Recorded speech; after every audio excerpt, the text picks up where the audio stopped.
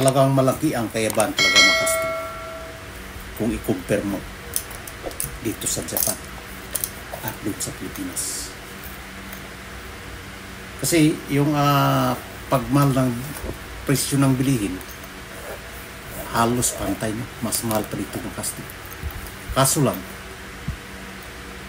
kaya natin bilhin sa isang araw lang natin na pagpasok dito sa Japan. Sa trabaho natin, yung sahod natin sa isang araw, sapat na sa isang linggo, sa isang tao lang.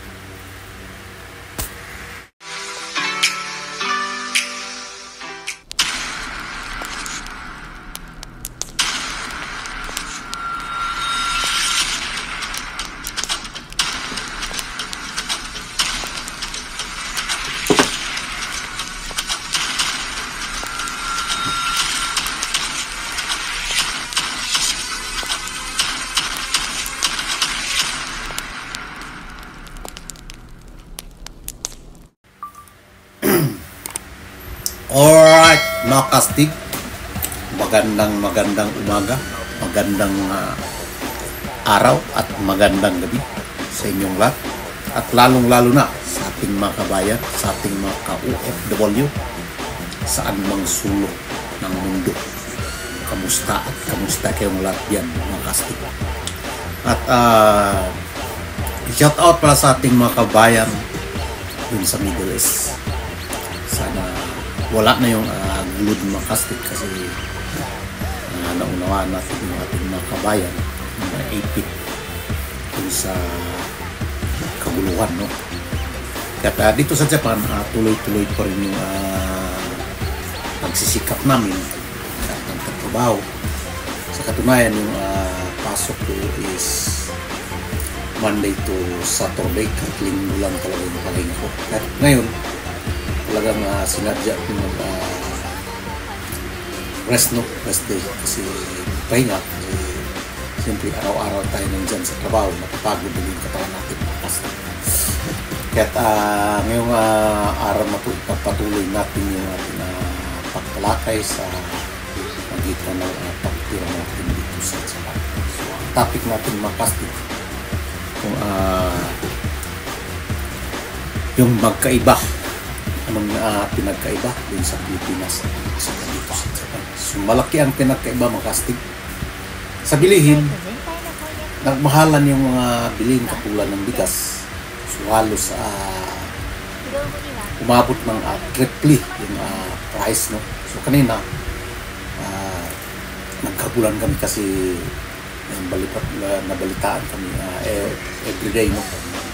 Pero nahabol lang yung oras. Yung sa umaga, 10, isang oras lang, makabili ka ng murang bigas. At saka paghapon na, makabili ka rin ng isang oras lang, makabili ka rin ng mura. So, pero yung bigas kastig, hindi naman sa pagkakas natin medyo old stock, pero maganda pa rin na klase ng bigas. So, mas maganda pa rin sa klase ng bigas dun sa sariling bayan sa Pilipinas.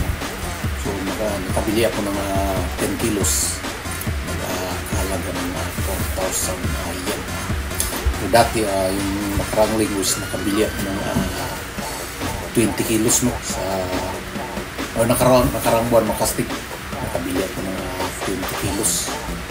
So kulang-kulang siya sa 1,600 yen, no? It's 16,000 yen makastig. So compare mo sa Philippine money is umabot siya ng 6,000 or 5,000 pesos yan.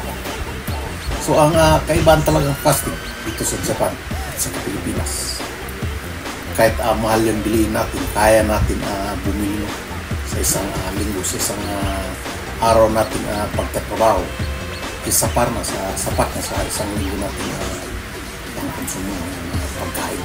Hindi na maubos pag isang tao kastig. Kaya malaki talaga ang lamang dito sa bansa Japan compare dito sa Pilipinas.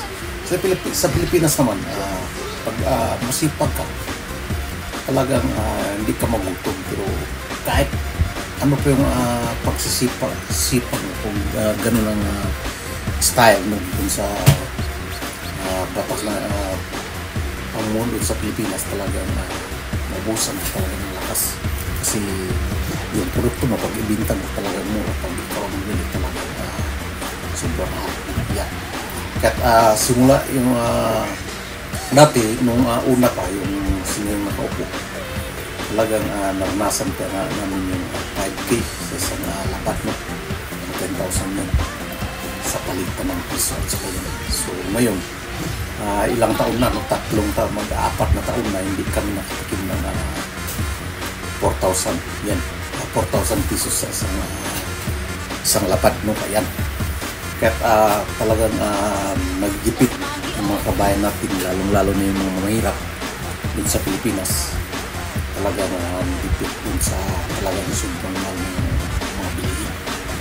Kami, sapat naman sa amin dito, is kaya naman namin sapat naman yung sahod namin, is makapapadala pa kami din sa mga magulang namin, mga pamilya namin sa Pilipinas. So